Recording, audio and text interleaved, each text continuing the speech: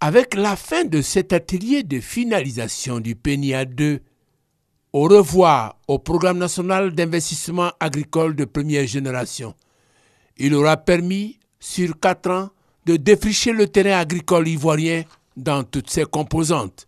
Voici venue maintenant l'heure du labour avec le PNIA 2, Programme national d'investissement agricole de la deuxième génération, et cela sur 8 ans.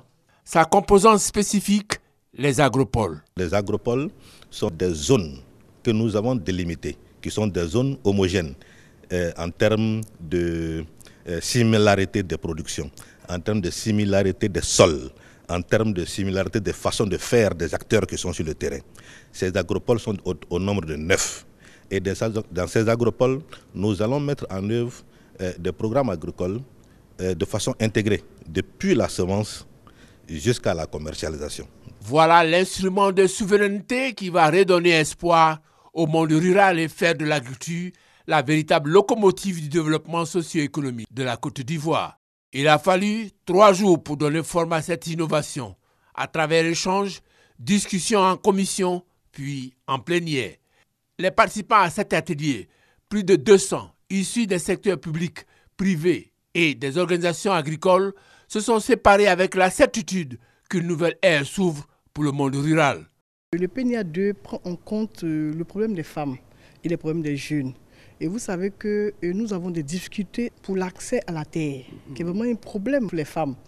Et aussi, il faut rendre ce métier plus attractif parce que les jeunes aujourd'hui ont vraiment un besoin d'appui. Comment intéresser les jeunes à l'agriculture?